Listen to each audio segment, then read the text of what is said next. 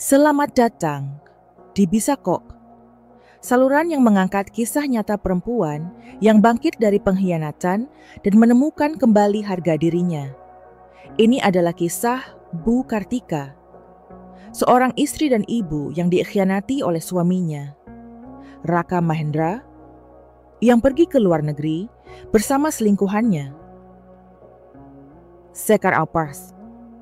Tapi pengkhianatan ini bukan akhir kisahnya, justru menjadi titik balik di mana Bu Kartika membalas dengan elegan dan penuh keberanian. Suamiku pergi tanpa sepatah kata meninggalkanku dan anak-anak dalam kebingungan. Tak butuh waktu lama hingga aku mengetahui kenyataan pahit. Dia ternyata kabur ke luar negeri bersama wanita lain. Aku tak mau tinggal diam. Dengan segala kekuatan yang tersisa, aku segera bertindak. Semua rekening yang masih bisa aku kendalikan, langsung aku blokir tanpa ragu. Saat James Pomesh mensadar bahwa Selemun yang mediana panik dan bos mencoba menghubungi berkali-kali. Tapi apakah aku akan luluh? Atau justru ini awal dari pembalasan yang lebih besar? Oh iya, sebelum lanjut, mari kita putihkan kolom komentar dengan ketik Kobiltu. Selamat menyaksikan. Ausstream aku akan berpikir sembahuswan. Cepat dan arm untuk berproses seharusnya. Raka Mahendra. Suamiku adalah sosok yang tampak bertanggung jawab. Kami telah menikah selama lebih dari 10 tahun, memiliki 2 anak yang sedang tumbuh dengan baik. Dan meskipun hidup kami tidak selalu sempurna, aku percaya bahwa kami adalah keluarga yang bahagia. Raka Mahendra Rawanan setiapnya suami yang romantis, atau sering mengungkapkan cinta dengan kata-kata. Tapi dia selalu menunaikan kewajibannya sebagai kepala rumah tangga. Dia bekerja di perusahaan ekspor-impor, sering bepergian keluar kota untuk urusan bisnis. Sesekali dia mengeluh tentang pekerjaannya yang melelahkan. Tapi aku tak pernah mendengar keluhan tentang rumah tangga kami. Sedang yang sudah tahu ini kami pipa baik songan, namun semua kepercayaan itu hancur dalam sekejap. Hari itu dimulai seperti biasa. Aku terbangun Abflum 2 puntos untuk menyiapkan sarapan dan membangun stay anak-anak. Biasanya Raka Mahendra masih tertidur atau sedang bersiap-siap untuk bekerja. Tapi pagi itu suasana terasa aneh. Tempat tidurnya dingin dan kosong, soalnya dia sudah pergi sejak lama. Aku mengernyitkan dahi. Mungkin dia bangun lebih awal dan sudah berangkat kerja. Tapi ini hari Minggu. Raka Mahendra sih tak pernah bekerja di hari libur. Aku berjalan ke kamar mandi, tapi tidak ada tanda-tanda dia di sana. Aku mencoba meneleponnya, tapi ponselnya tidak aktif. Perasaanku mulai tidak enak. Dengan sedikit panik aku membuka lemari pakaian kami. Kosong, aku terpaku. Hampir setengah isi lemarinya menghilang. Aku menoleh ke meja rias, tempat dia biasa meletakkan dompet dan jam tangan. Hilang juga. Aku merasakan sesuatu menekan dadaku. Perasaan tak enak yang belum bisa kugambarkan. Aku berjalan ke ruang tamu, berharap mungkin dia meninggalkan pesan atau catatan. Tidak ada tanda-tanda kepergiannya. Selain lemari yang setengah kosong dan ponsel yang tak bisa dihubungi. Aku mencoba menenangkan diri. Semungkin dia berkata sunyi tempat dan akan segera sekamar, tapi hari itu berlalu tanpa kabar. Begitu juga hari-hari berikutnya. Aku menghubungi teman dan teman-temannya satu persatu. Jawaban yang memulai bersama. Mereka seperangkat tahu Beberapa dari mereka terdengar canggung, seperti menyembunyikan sesuatu. Tapi tak ada yang mau berbicara belak-belakan. Sampai akhirnya seseorang menghubungiku. Maaf, aku nggak bisa diam saja. Aku nggak tega lihat kamu ditinggal dalam keadaan begini. Suara di seberang telepon terdengar ragu. Aku dengar Raka Mahendra pergi ke luar negeri. Dunia terasa berhenti sejenak. Suaraku nyaris bergetar. Aku nggak tahu pasti kemana. Tapi aku dengar dia pergi dengan seseorang. Aku menggigit bibirku, berusaha menahan luapan emosi yang mendidih di dalam dadaku. Dengan siapa, tanyaku, meski aku sudah tahu jawabannya, Sekar. Aku bisa merasakan lawan bicaraku ragu. Tapi akhirnya dia mengucapkan sesuatu yang membuat tubuhku gemetar. Dengan wanita lain, dada ini terasa sesak. Napasku pendek dan berat. Jari-jariku mencengkram erat ponsel yang masih menempel di telinga. Seolah-olah aku masih beberapa ada kesalahan. Bahwa mungkin aku salah dengar. Bahwa mungkin ini semua hanya lelucon kejam yang akan segera berakhir. Tapi tidak Raka Mahendra, suamiku lelaki yang selama ini kupercayai telah kabur ke luar negeri dengan wanita lain. Aku menutup telepon dengan tangan gemetar. Seketika, ruangan di sekelilingku terasa menyempit. Rasanya seperti seluruh dunia yang kukenal hancur dalam sekejap. Aku terduduk di lantai, menatap kosong ke dinding. Kepalaku dipenuhi pertanyaan. Sejak kapan dia merencanakan ini? Bagaimana mungkin aku tidak menyadari ada sesuatu yang salah? Aku mengingat kembali beberapa bulan terakhir. Mencoba menghubungkan titik-titik yang sebelumnya kuabaikan. Aku ingat bagaimana Raka Mahendra mulai sering pulang larut malam. Berdalih ada pekerjaan mendesak. Aku ingat bagaimana dia mulai membawa ponselnya kemana-mana, bahkan ke kamar mandi. Aku ingat bagaimana dia lebih sering terlihat melamun, seolah sedang memikirkan sesuatu yang tidak ingin dibagikan denganku. Aku mengeraskan hanya stres karena pekerjaan. Aku percaya padanya, tapi ternyata aku hanya sedang dibodohi. Tanganku mengepal. Aku merasakan amarah mulai menggantikan rasa sakit yang menyayat hati.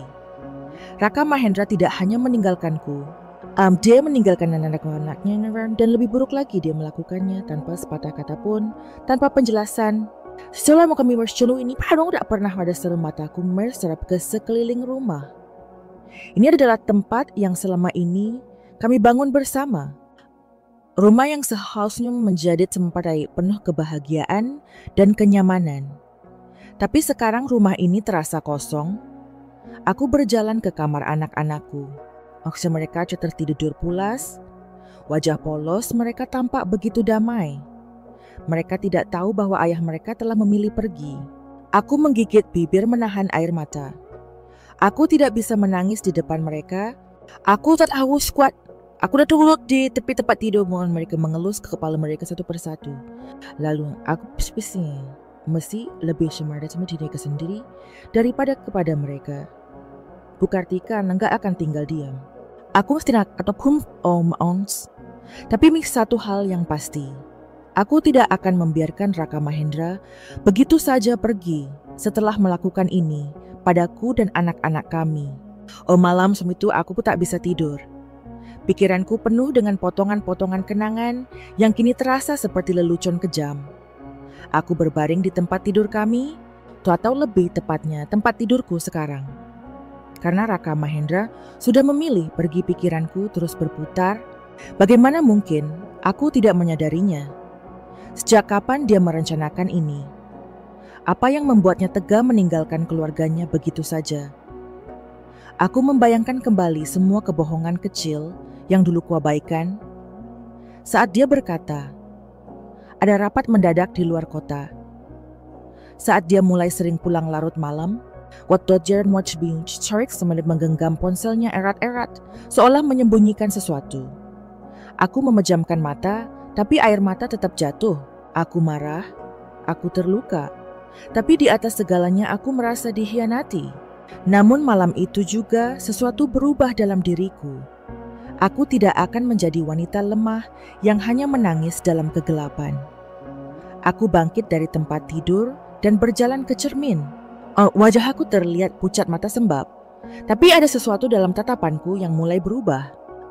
Aku hidup oleh membiarkan ini berlarut-larut. Aku harus mulai bertindak. Aku menghela napas panjang, lalu berjalan ke lemari. Tempat Raka Mahendra biasa menyimpan dokumen-dokumen pribadinya.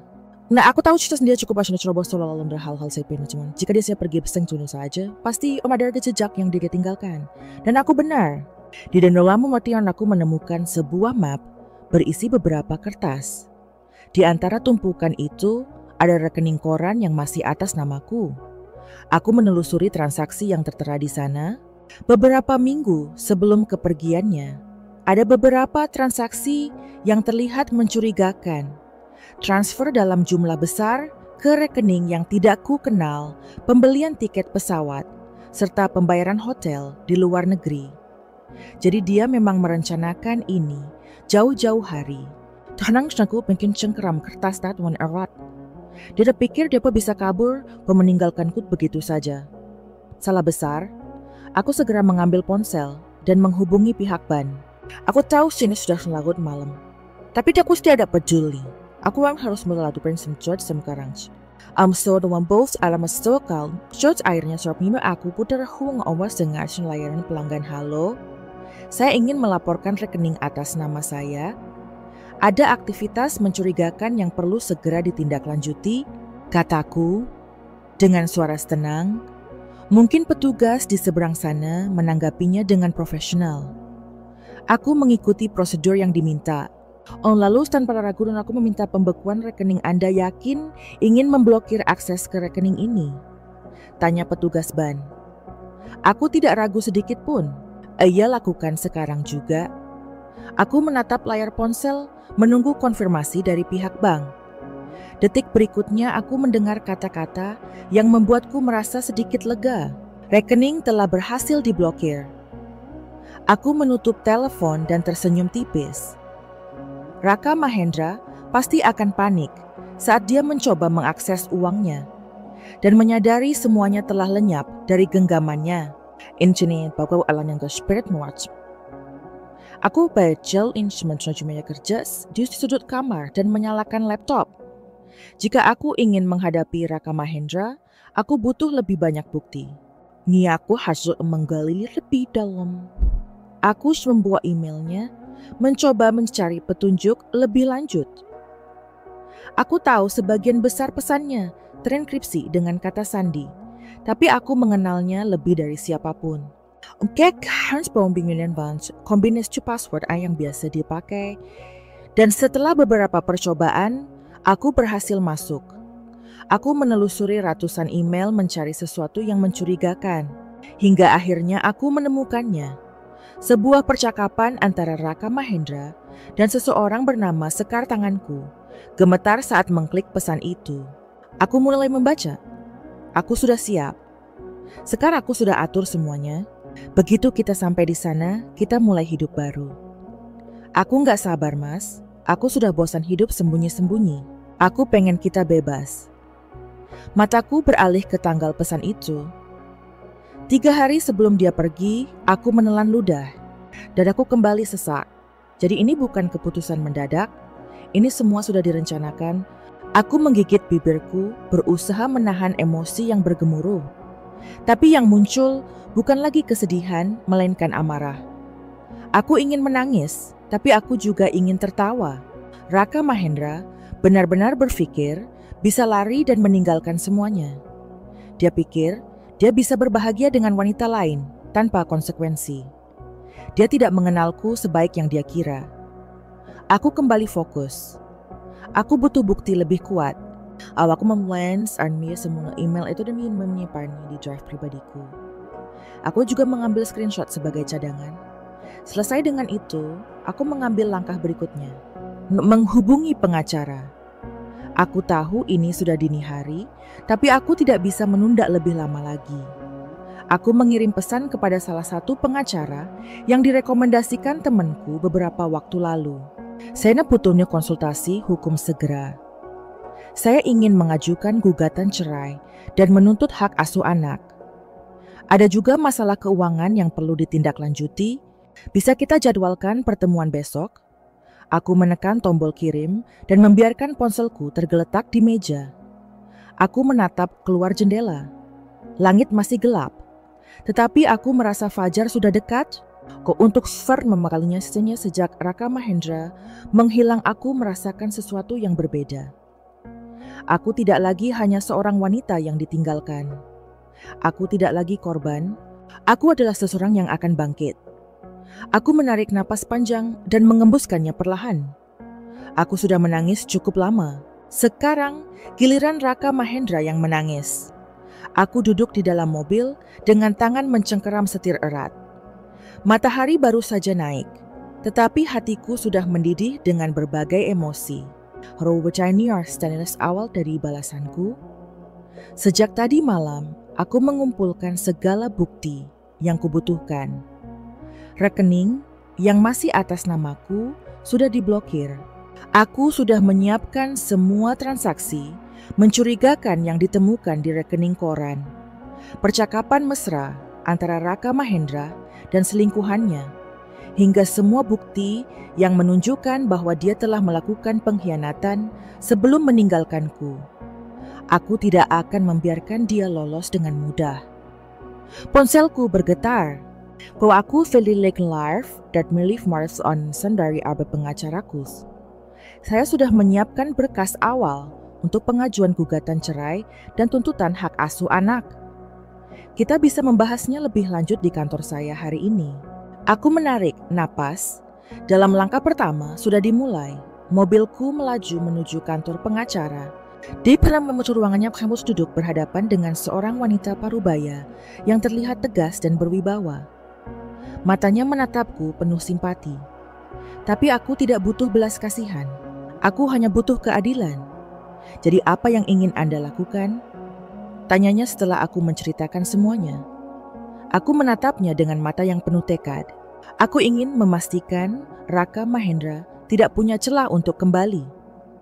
Aku ingin dia merasakan apa yang aku dan anak-anak rasakan. Pengacaraku tersenyum kecil seolah mengerti perasaanku.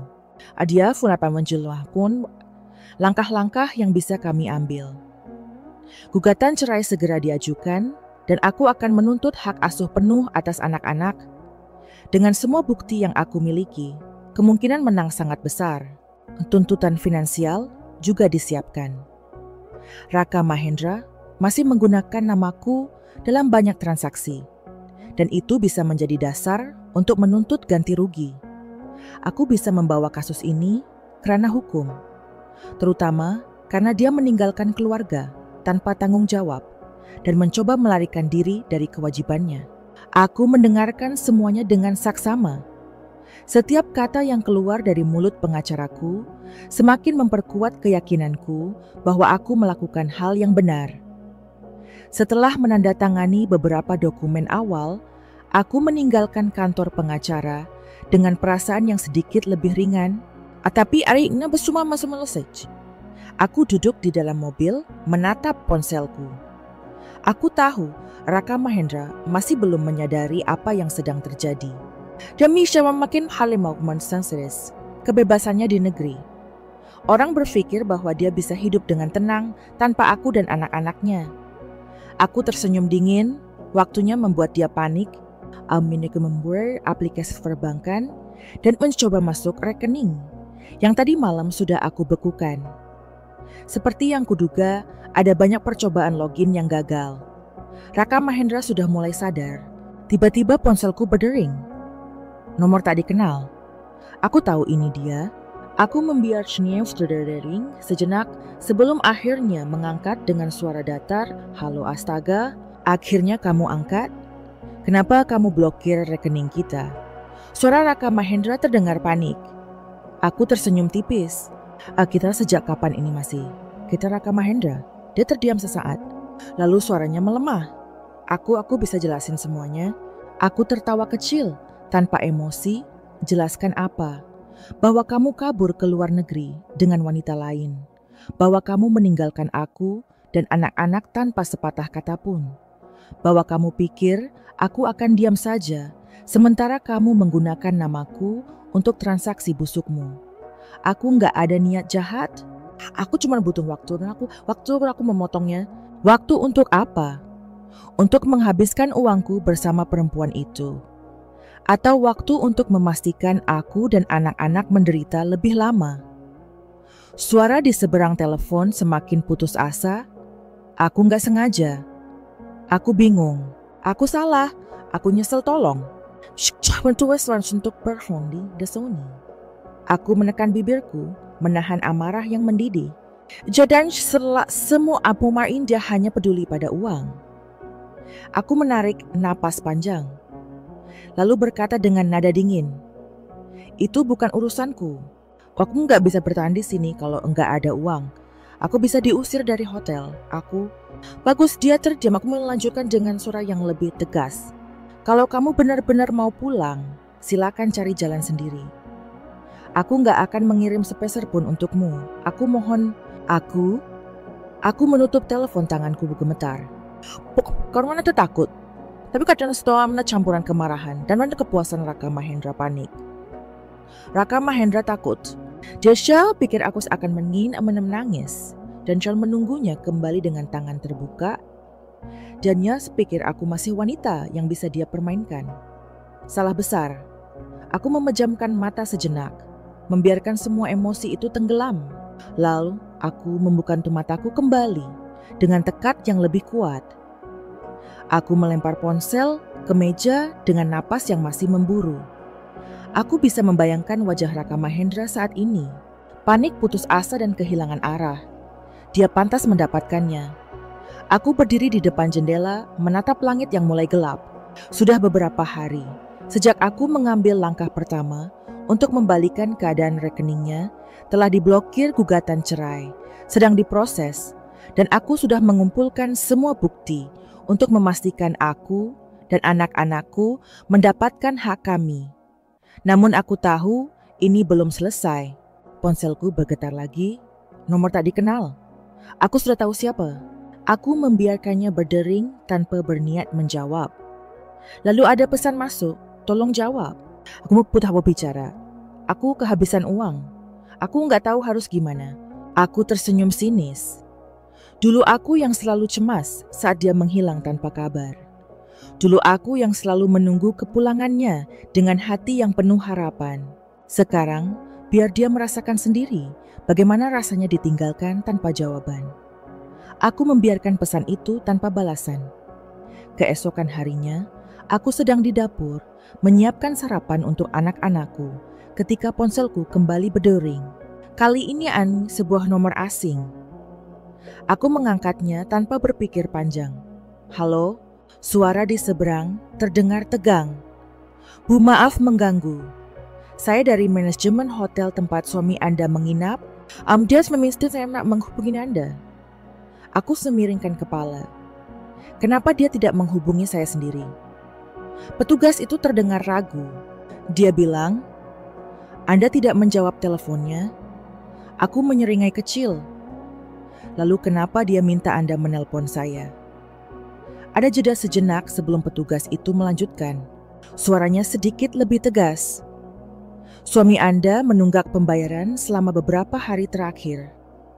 Kami sudah memberikan kelonggaran, tapi jika tidak segera dilunasi, kami harus mengeluarkannya dari hotel." Aku pura-pura terkejut. "Oh, benarkah?" Petugas itu terdengar sedikit gelisah. Dia bilang, "Anda akan mengirim uang, tapi belum ada pembayaran yang masuk. Apakah Anda ingin mengurusnya sekarang?" Aku hampir tertawa. Raka Mahendra benar-benar berpikir, aku akan menyelamatkannya. Dengan nada datar, aku menjawab, "Saya tidak bertanggung jawab atas dirinya lagi. Silakan lakukan apa yang harus dilakukan." "Tapi Bu," dia bilang, "dia bukan suami saya lagi." Potongku tajam. Jangan hubungi Snein setelah untuk urusan ini. Aku menutup telepon tanpa menunggu jawaban. Biarkan Raka Mahendra menghadapi akibat dari perbuatannya sendiri. Beberapa hari kemudian, aku baru saja menyelesaikan pekerjaanku ketika salah satu teman lama, Raka Mahendra Bagas, tiba-tiba menelpon. Aku ragu, tapi akhirnya mengangkatnya. "Halo," suara Bagas terdengar berat. Aku pengen harus custom temusi. Aku menghela nafas. "Tentang apa, Raka Mahendra?" Katanya pelan. Aku memejamkan mata. Apa yang dia lakukan sekarang? Bagas terdiam sejenak sebelum akhirnya menjawab. "Dia sudah balik ke Indonesia." Aku terdiam. "Jadi dia berhasil pulang?" "Aku nggak tahu bagaimana caranya dia bisa pulang," lanjut Bagas. "Tapi dia dalam keadaan mengenaskan. Dia nggak punya uang sepeser pun. Selingkuhannya udah ninggalin dia. Begitu rekeningnya terblokir, aku tersenyum tipis. Tepat seperti yang kuduga. Dia nyari kamu. Lanjut Bagas. Dia minta bantuan. Aku pikir kamu perlu tahu. Aku menghela nafas panjang. Kenapa kamu kasih tahu aku? Aku sudah tidak ada hubungannya lagi dengan dia. Bagas terdiam. Coach Miao pelan menyaut dengan suara pelan. Aku tahu, tapi dia kelihatan benar-benar terpuruk. Aku menatap kosong ke arah jendela. Jadi sekarang, setelah dia menghancurkan segalanya, dia ingin kembali. Setelah dia dengan mudahnya memilih wanita lain, sekarang dia ingin mencari jalan pulang. Aku tertawa kecil, tapi tanpa kebahagiaan, dia yang memilih jalan ini. Bagas kataku akhirnya, sekarang dia harus terus mancing akibatnya. Malamnya aku mendapat pesan dari Raka Mahendra. Aku menatap layar ponsel dengan ekspresi kosong. Pesan itu panjang, penuh dengan kata-kata permohonan. Aku nyesel. Aku tidak tahu kenapa aku bisa sebodoh ini. Aku kehilangan semuanya. Aku cuma ingin pulang. Aku cuma ingin keluarga kita balik kayak dulu lagi. Tanganku gemetar. Dulu mungkin aku akan menangis membaca ini, tapi sekarang yang aku rasakan hanyalah kosong. Aku membalas pesan itu dengan satu kalimat singkat terlambat.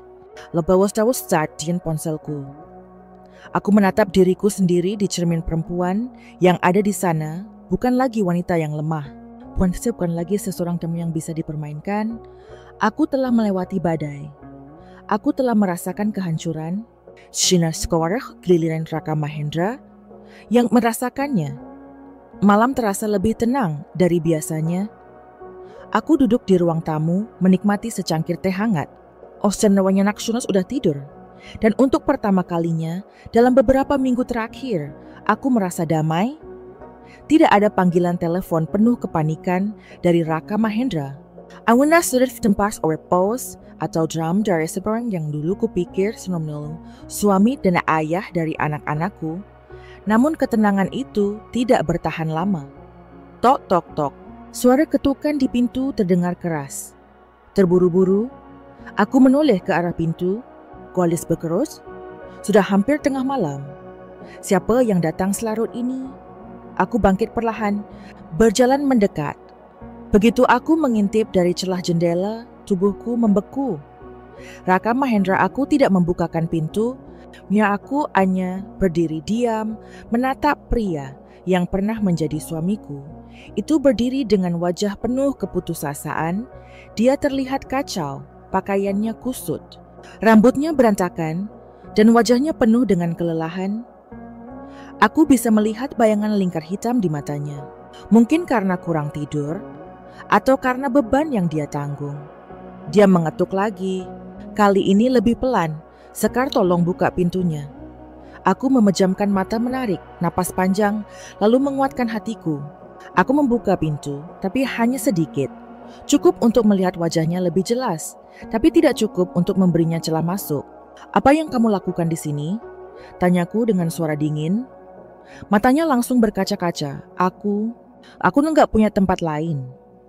Aku menatapnya tanpa ekspresi. Itu bukan urusanku. Jangan gitu. Tolong, suaranya melemah. Aku udah kehilangan semuanya. Aku sadar aku salah. Aku mau perbaiki semuanya. Aku tertawa kecil, tanpa emosi perbaiki. Pulangku. Kamu pikir segampang itu? Setelah kamu meninggalkan aku dan anak-anak tanpa penjelasan. Setelah kamu memilih wanita lain. Kamu pikir semua bisa diperbaiki dengan hanya datang ke sini dan meminta maaf. Dia menundukkan kepala aku bodoh. Aku kena karma. Aku gak tahu kalau perempuan itu cuma manfaatin aku. Aku kira dia beneran sayang sama aku. Tapi begitu aku gak punya uang, dia langsung ninggalin aku. Aku menggeleng pelan. Omet perumsek pos kamu sadar. Setelah semuanya hancur. Setelah aku dan anak-anak terluka. Raka Mahendra menggigit bibirnya, menahan tangis yang hampir pecah. Aku seharusnya merasa kasihan. Aku seharusnya merasa iba melihatnya seperti Nain. Tapi aku sudah melewati masa-masa itu. Anta sudah menanang cuma omens. Pas sudah pesandun rasa sakit sendirian, mengumpulkan kepingan hatiku yang hancur dan bangkit kembali tanpa bantuannya. Dan sekarang dia datang, berhari bisa kembali. Seperti dulu, kumohon suara Raka. Mahendra nyaris berbisik, beri aku kesempatan. Aku menatapnya lama hening, mengisi jarak di antara kami. Lalu aku menjawab dengan suara setenang, mungkin tidak. Wajahnya langsung pucat. Apa aku menghela nafas lalu berbicara dengan mantap. Kamu yang membuat pilihan ini, Raka Mahendra Marmion, kamu memilih pergi. Kamu memilih wanita itu. Kamu memilih untuk meninggalkan semuanya. Obana kumiu constantly. Aku tidak lagi membiarkan kamu menghancurkan hidupku. Aku melihat matanya mulai memerah, tubuhnya sedikit bergetar. Tapi aku tetap berdiri tegak. Aku gak bisa hidup tanpa kalian. Suaranya hampir putus asa. Aku tersenyum kecil. Getir anehnya dulu, kamu bisa selesai mengatakan. Itu aku menutup pintu tanpa ragu. Aku berdiri di baliknya mendengar bagaimana Raka Mahendra masih berusaha mengetuk beberapa kali lagi. Suaranya memohon, tapi aku tidak membiarkan diriku terpengaruh. Akhirnya setelah beberapa menit, suara itu menghilang. Aku mengintip lagi keluar jendela dan melihatnya pergi dengan langkah lumlai. Aku tidak merasakan kemenangan, tapi aku juga tidak merasakan kehilangan. Aku hanya merasa bebas. Keesokan harinya, aku menghabiskan pagiku. Seperti biasa, membantu anak-anak bersiap ke sekolah, menyiapkan sarapan, lalu mengurus beberapa pekerjaan. Semuanya terasa lebih ringan, lebih tenang. Hingga siang hari, aku mendapat pesan dari seorang teman yang bekerja di firma hukum tempat gugatan cerai sedang diproses. Gugatan cerai tekamin Forgalan Mandola Uncan Mas. Pihak Raka Mahendra sudah kami hubungi, tapi dia belum memberikan tanggapan apapun. Mungkin dia belum siap menerima kenyataan. Aku menatap pesan auto desulam. Dulu aku mungkin akan merasa bimbang. Aku mungkin akan bertanya-tanya, apakah keputusan ini benar? Apakah aku masih harus mempertahankan pernikahan ini? Tapi sekarang jawabannya jelas. Aku mengambil ponsel dan membalas pesan itu dengan satu kata. Lanjutkan. Aku menutup ponsel dan tersenyum kecil. Aku sudah melangkah terlalu jauh untuk mundur sekarang. Malamnya Raka Mahendra menghubungiku lagi. Aku forwardnya pulse menemenkan anak tidur. Ketika ponselku kembali bergetar. Kali ini aku tidak langsung menolak panggilannya. Aku ingin tahu apa lagi yang ingin dia katakan. Aku mengangkat telepon terpuas dan menkuat dia pemanggap. Halo, suara Raka Mahendra terdengar serak.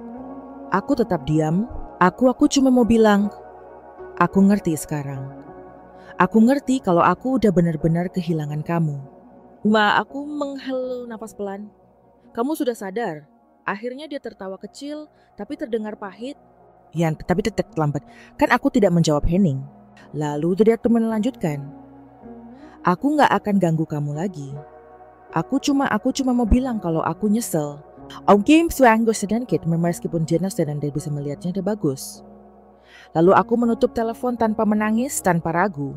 Aku melihat keluar jendela ke langit, malam yang begitu luas. Aku sudah melepaskan semuanya, dan kali ini aku tidak akan melihat ke belakang lagi. Pagi itu, aku berdiri di depan cermin menatap bayangan diriku sendiri. Sudah lama aku tidak benar-benar melihat diriku, bukan hanya fisik, tetapi juga siapa aku sekarang. Aku tidak lagi wanita yang menangis dalam kegelapan, menunggu seseorang yang bahkan tidak peduli apakah aku baik-baik saja atau tidak. Aku bukan lagi istri yang berharap suaminya pulang membawa kebahagiaan yang seharusnya ada sejak awal. Aku adalah aku, dan Charles Josanius Hanwaku mesti untuk bangkit. Aku menarik napas panjang, menatap wajahku sendiri dengan lebih yakin. Hari ini adalah awal dari hidup baru mengambil kendali atas hidupku lagi. Sejak Raka Mahendra pergi, banyak hal yang harus aku benahi. Keuangan, pekerjaan, mental anak-anak, dan tentu saja diriku sendiri. Aku mulai melangkah ke ruang tamu, duduk di depan meja kerja dengan segudang catatan di hadapanku. Ada daftar pengeluaran bulanan rincian, tabungan yang tersisa setelah semua rekening dibekukan dan rencana keuangan ke depan. Aku menyadari sesuatu, selama ini aku hanya mengandalkan Raka Mahendra untuk semuanya. Dulu mau dan pakar pernikahan, Amos adalah kemitraan di mana dia bertanggung jawab mencari nafkah, sementara aku menjaga rumah dan anak-anak. Tapi sekarang aku tahu betapa naifnya pemikiran itu. Aku tidak bisa lagi bergantung pada siapapun. Aku harus menghidupi diriku sendiri dan anak-anakku. Aku mulai mencari pekerjaan yang cocok dengan keahlianku. Sebelumnya aku sempat bekerja sebelum menikah. Tetapi setelah memiliki anak, aku memilih untuk menjadi ibu rumah tangga penuh waktu. Sekarang, aku harus kembali ke dunia kerja. Aku memperbarui CV menghubungi beberapa teman lama yang mungkin bisa membantuku menemukan kesempatan dan mulai mencari peluang yang bisa memberiku kebebasan finansial.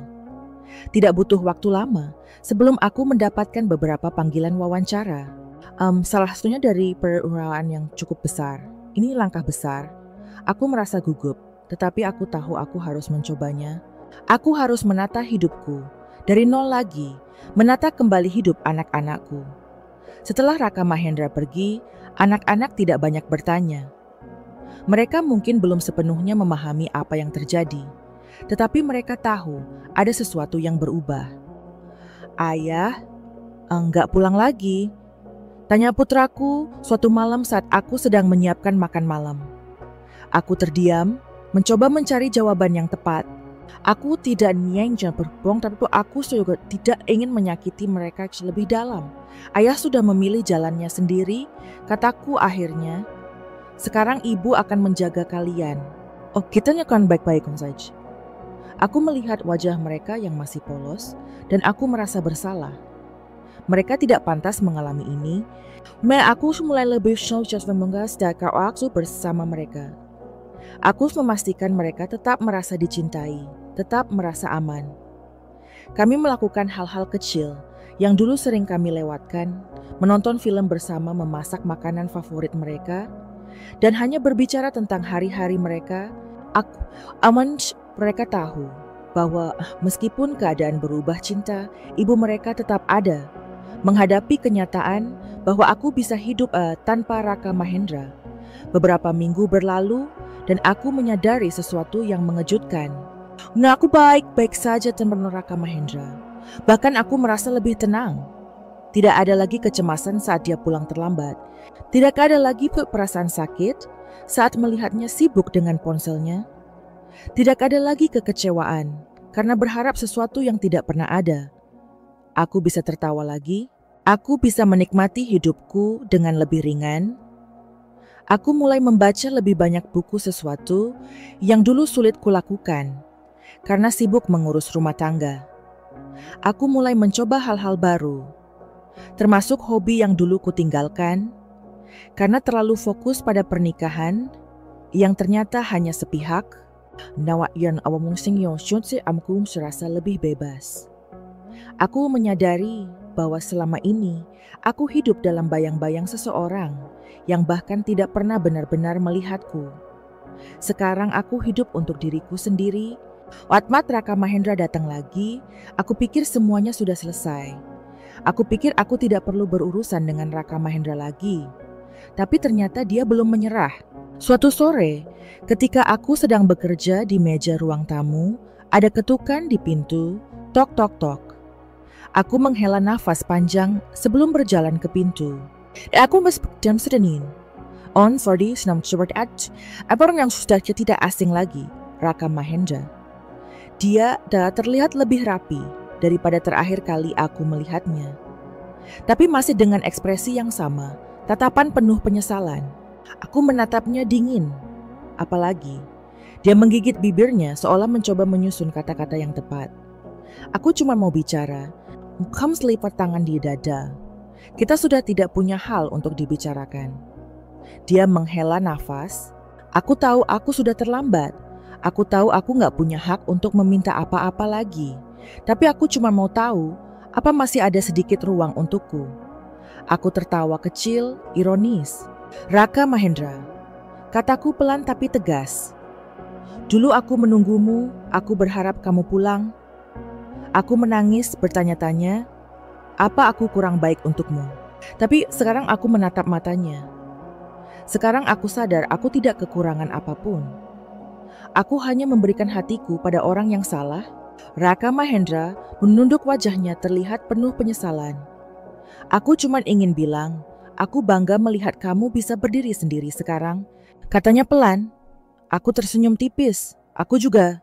Lalu aku menutup pintu untuk terakhir kalinya. Malam itu aku merasa bebas. Aku duduk di balkon menatap langit malam.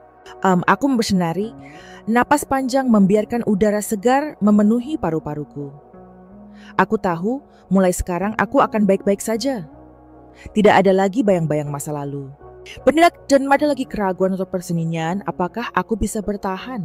Karena aku tahu jawabannya, aku bisa. Hidupku perlahan kembali stabil. Aku sudah mulai bekerja di sebuah perusahaan. Anak-anakku mulai terbiasa dengan kehidupan baru tanpa ayah mereka. Dan aku bisa menikmati hariku tanpa dihantui kenangan pahit. Tapi di luar sana, seseorang sedang menghadapi kehancuran yang dia buat sendiri, Za. Aku tidak mencari sesuatu kabarnya, tapi dunia ini sempit. Berita tentangnya tetap sampai ke telingaku, baik dari teman-temannya maupun dari media sosial. Dan setiap kali aku mendengar kisah tentang bagaimana hidupnya semakin terpuruk, aku tidak merasa kasihan. Aku hanya merasa bahwa keadilan akhirnya bekerja. Raka Mahendra kehilangan segalanya. Sejak hari di mana aku menutup pintu di hadapannya, hidup Raka Mahendra benar-benar berubah. Dulu dia pria yang selalu merasa berkuasa. Omem dia sebenarnya hampir ujung omem yang mapan rumah yang nyaman got. Keluarga yang selalu menunggunya di rumah. Sekarang dia tidak punya apa-apa. Aku mendengar dari seorang teman bahwa dia sulit mendapatkan pekerjaan.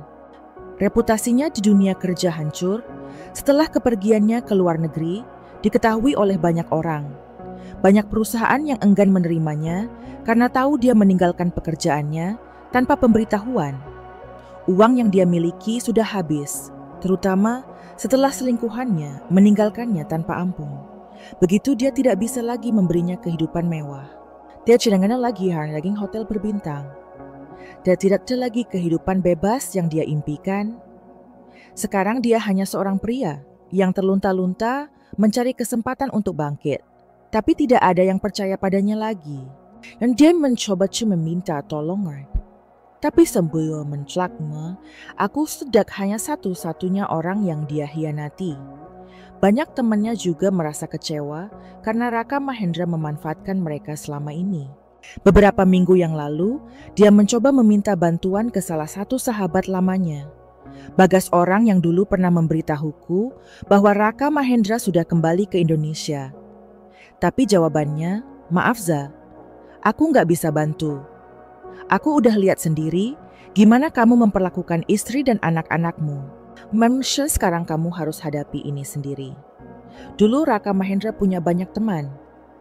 Dia selalu dikelilingi oleh orang-orang yang ingin berada di dekatnya. Tapi sekarang tidak ada satupun yang ingin membantunya. Satu persatu, orang-orang yang dulu menganggapnya sosok yang bisa diandalkan menjauh. Dan perlahan dia benar-benar sendirian. Raka Mahendra coba menghubungiku. Lagi malam itu ponselku bergetar. Sebuah nomor yang tidak dikenal muncul di layar. Aku menat sam warnas. Aku untuk ini siapa itu? Dan seperti sebelumnya, setelah aku tidak langsung mengangkatnya. Namun juga kali ini aku ingin tahu sebenarnya putus asanya dia. Aku menekan tombol hijau halo. Suaranya terdengar pelan jauh lebih lemah dari sebelumnya. Aku tahu kamu udah gak mau dengar suara aku lagi. Aku tidak menjawab, tapi aku gak tahu harus kemana lagi. Aku menarik napas dalam. Begitu cepatnya dunia ini berputar. Dulu aku yang selalu merasa tidak percaya. Aku yang menangis, aku yang ditinggalkan. Sekarang dialah yang meminta. Apa yang kamu inginkan Raka Mahendra? Tanyakan dengan jujur. Dia terdiam beberapa saat, Lalu akhirnya berbisik, aku cuma butuh bantuan. Aku nggak punya tempat tinggal. Aku nggak punya kerjaan. Aku nggak tahu harus bagaimana lagi. Aku menghela napas pelan. Dulu aku mungkin akan luluh. Aku mungkin akan kasihan dan berpikir untuk memberinya kesempatan. Tapi aku bukan wanita yang sama lagi. Kamu sadar enggak, kataku. Kalau ini semua hasil perbuatan kamu sendiri, aku pun sadar, jawabnya. Suaranya terdengar gemetar. Aku sadar aku salah. Aku nyesel.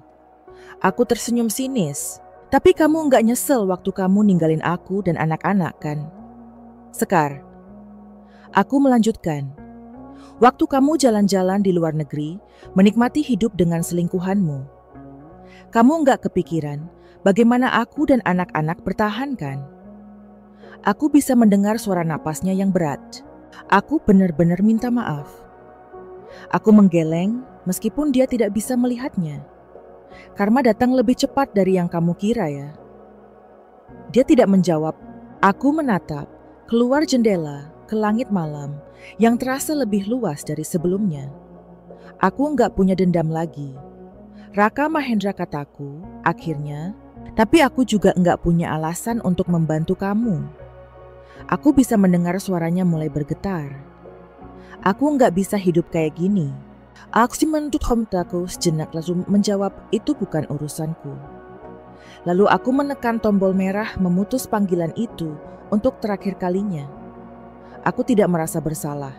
Aku tidak merasa jahat. Aku hanya merasa tenang. Malam itu, aku tersenyum untuk diriku sendiri. Aku pun meletakkan ponselku di meja, lalu berjalan ke balkon udara. Malam terasa segar. Untuk pertama kalinya, aku merasa bahwa bebanku benar-benar hilang.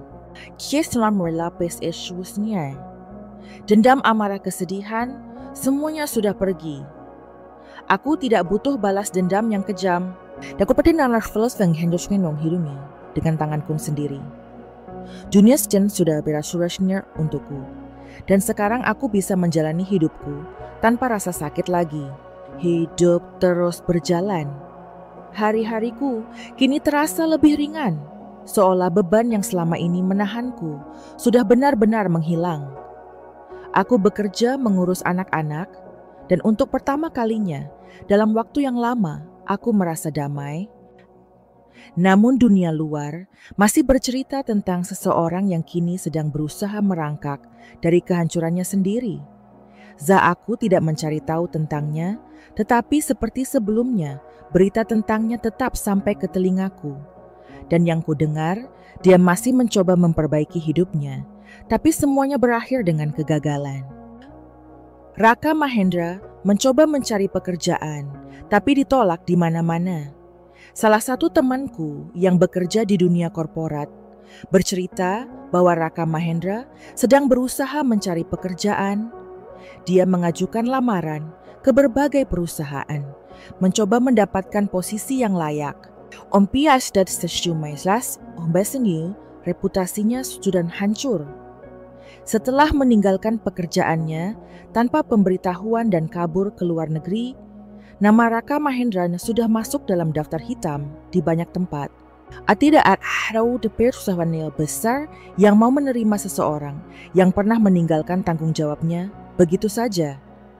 Dia mencoba bekerja di perusahaan kecil, tapi tetap saja tidak ada yang ingin mengambil risiko. Salah satu temanku yang kebetulan mengenal HRD di perusahaan tempat Raka Mahendra melamar bercerita. Mereka sempat mempertimbangkan untuk menerimanya. Tapi begitu tahu sejarahnya mereka langsung mencoret namanya.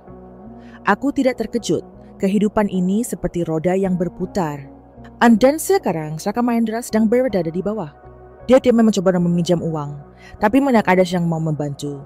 Saat pintu pekerjaan tertutup, Raka Mahendra mencoba mencari jalan lain. Teman-temannya lagi, orang-orang yang dulu selalu menganggapnya sebagai sosok yang sukses dan dihormati. Tapi sekarang tidak ada satupun yang bersedia membantunya. Beberapa teman dekatnya yang dulu selalu bersama dengannya mulai menghindar. Ia miris Raka Mahendra Sekarang pria yang meninggalkan keluarganya, kehilangan segalanya, dan kini mencari jalan untuk bertahan. Aku mendengar cerita dari salah satu temannya. Dia datang ke rumahku, minta pinjam uang, tapi aku nggak bisa. Aku tahu kalau aku kasih uang itu nggak akan kembali. Orang-orang mulai menjauh. Meromonah, jepes dalam masalah yang ditinggalkan oleh Raka Mahendra. Dan aku hanya bisa menghela napas. Dulu dia merasa tidak membutuhkan siapapun. Aksnakoron sa jens hawar asfa awa alimwadan seunak memiliki wong siapa siapa. Selingkuhannya yang dulu kini udah bahagia dengan pria lain.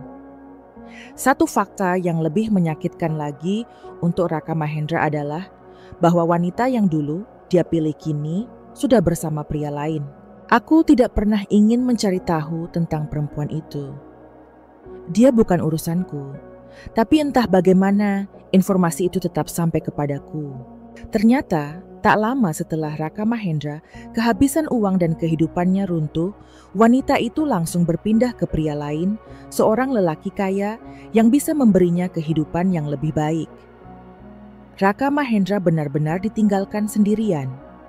Sahabatnya, Bagas sempat bertemu dengannya dan mengatakan sesuatu yang membuatku tersenyum tipis.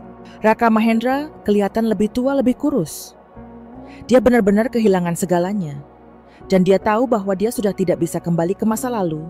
Aku cek from Om Kesong. Aku Farshen merasa bahwa Lucio sudah memberinya pelajaran yang pantas. Saat Raka Mahendra sering mencoba menghubungi keluarganya, tapi tidak ada yang menerimanya. Setelah semua pintu tertutup, Raka Mahendra akhirnya mencoba kembali ke keluarganya. Dia mendatangi rumah orang tuanya, mencari dukungan terakhir yang mungkin dia miliki. Tapi bahkan keluarganya sendiri tidak bisa lagi menolongnya. Raka Mahendra, orang tuanya kecewa dengan perbuatannya. Mereka marah karena dia telah menghancurkan hidupnya sendiri dan meninggalkan keluarganya demi seorang wanita yang bahkan tidak benar-benar mencintainya. Adiknya yang dulu sangat menghormatinya, kini bahkan enggan berbicara dengannya. Kamu yang bikin hidup kamu sendiri hancur, kata adiknya dingin. Jangan bawa kami ke dalamnya. Raka Mahendra benar-benar kehilangan semuanya, karma yang akhirnya menemukannya. Aku tidak pernah berniat membalas dendam. Aku tidak pernah berencana untuk membuat hidup Raka Mahendra hancur. Tapi kenyataannya, dia yang menghancurkan hidupnya sendiri. Ketika dia memilih pergi, dia berpikir bahwa dia akan mendapatkan kehidupan yang lebih baik. Di sebuah pikir, ia mungkin menanamkan kebahagiaan di tempat lain. Tapi sekarang, dia menyadari bahwa semua itu hanya ilusi. Aku bisa membayangkan bagaimana dia merasa sekarang sendiri, tanpa pekerjaan, tanpa uang, tanpa siapapun di sisinya. Dulu dia merasa dirinya begitu hebat. Dia bisa memilih siapapun yang dia mau, melakukan apapun yang dia inginkan tanpa konsekuensi. Tapi dunia ini tidak berjalan seperti itu. Sekarang dialah yang ditinggalkan. Sekarang dialah yang harus merasakan sakit yang dulu dia berikan kepadaku dan anak-anak kami. Aku melihat kembali hidupku dan aku tahu aku sudah menang. Suatu sore, aku duduk di balkon menatap matahari yang mulai terbenam. Aku memikirkan perjalanan panjang yang sudah kulewati dari seorang wanita yang merasa hancur dikhianati dan kehilangan segalanya, menjadi seseorang yang lebih kuat, lebih mandiri, dan lebih bahagia dari sebelumnya. Aku tahu bahwa aku sudah melewati semua badai itu.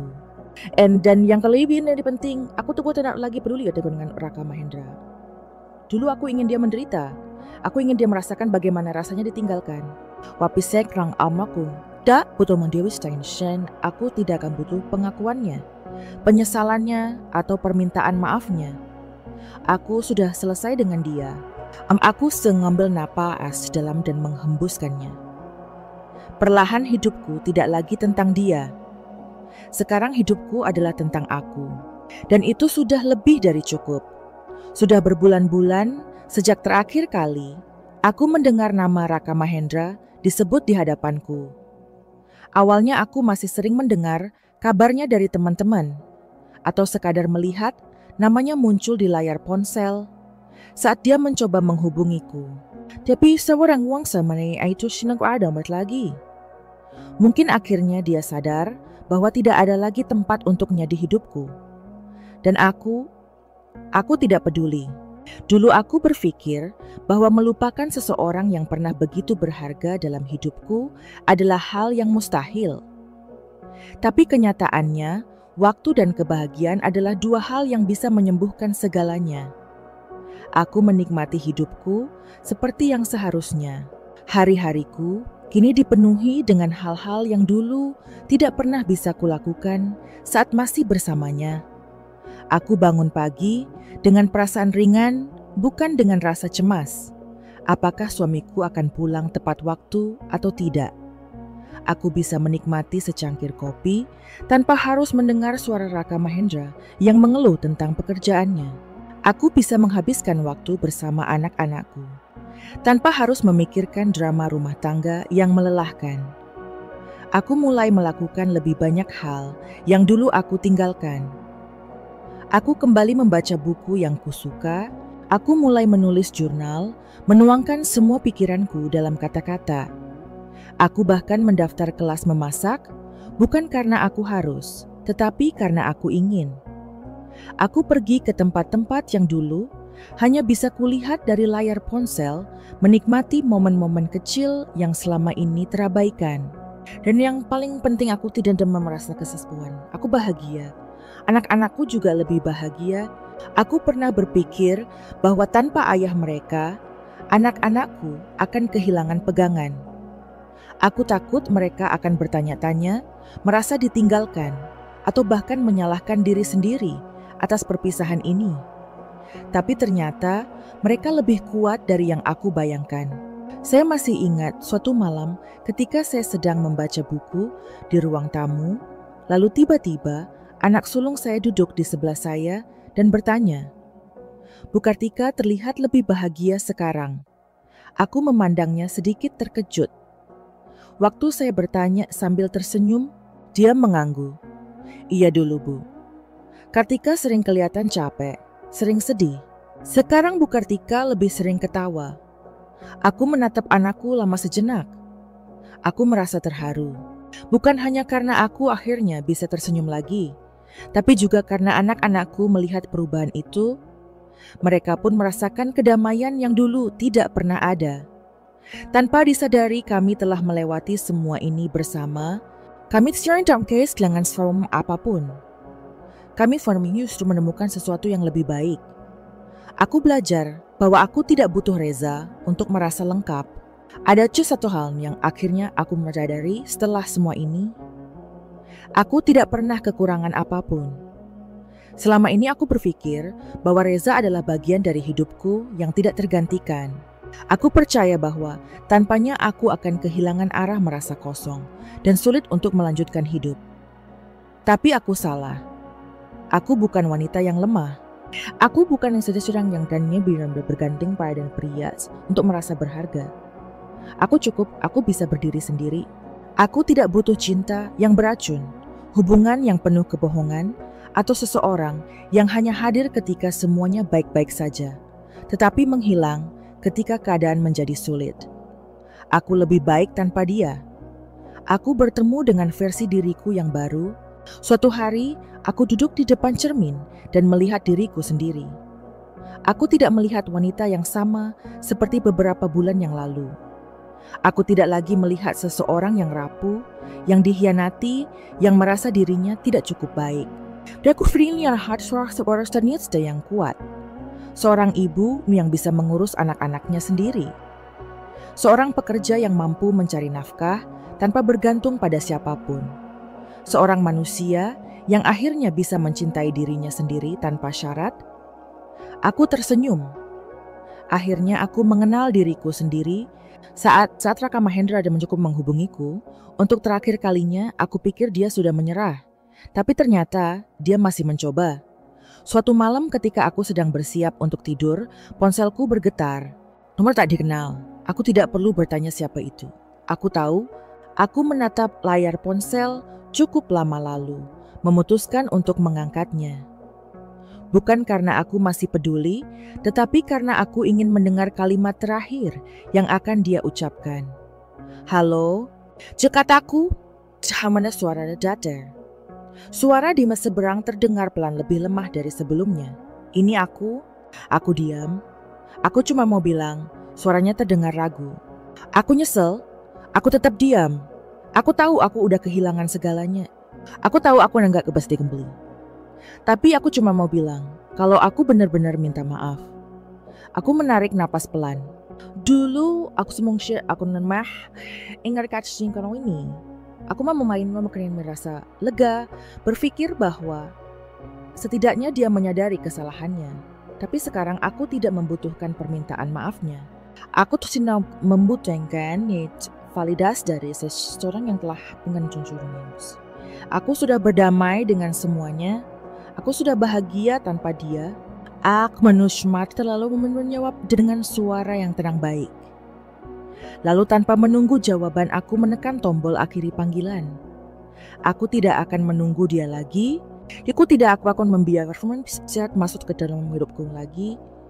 Aku sudah selesai dan akhirnya aku benar-benar bebas. Pagi ini terasa berbeda. Bukan karena ada hal luar biasa yang terjadi, tetapi karena aku bisa merasakan sesuatu yang tidak pernah benar-benar kurasakan sebelumnya, ketenangan. Dulu setiap aku membuka mata di pagi hari, pikiranku selalu dipenuhi oleh kekhawatiran. Aku cemas tentang bagaimana aku harus menghadapi hari tanpa Reza. Aku takut pada kesepian, pada kehilangan, pada perasaan ditinggalkan yang terus menghantuiku. Tapi sekarang, aku bangun dengan perasaan ringan. Oh merasa tidak ada beban, tidak ada bayang-bayang masa lalu yang menarikku kembali. Aku membuka jendela, membiarkan udara pagi masuk ke dalam kamar. Aku menghirupnya dalam lalu menghembus dengan perlahan. Aku benar-benar bebas. Aku tidak lagi memikirkan dia.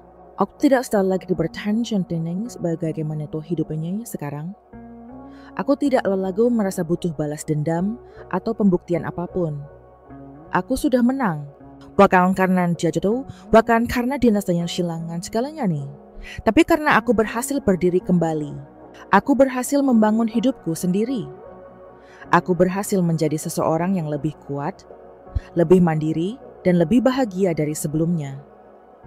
Dulu aku berpikir bahwa kebahagiaan hanya bisa ditemukan dalam sebuah hubungan. Aku percaya bahwa memiliki pasangan yang mencintai adalah satu-satunya cara agar aku bisa merasa utuh. Tapi sekarang, aku tahu bahwa aku sudah utuh sejak awal. Aku tidak pernah kehilangan apapun. Aku hanya kehilangan seseorang yang tidak pernah benar-benar ada untukku. Dan itu bukan kehilangan, itu adalah keberuntungan. Hari ini, aku memutuskan untuk melakukan sesuatu yang sudah lama ingin kulakukan. Aku mengambil sebuah kotak dari lemari, membukanya, dan menatap isinya. Di dalamnya, ada benda-benda yang dulu menjadi bagian dari hidupku bersama Raka Mahendra. Foto pernikahan, surat-surat lamanya, barang-barang kecil yang dulu memiliki makna. Aku mengambil satu persatu menatapnya untuk terakhir kalinya.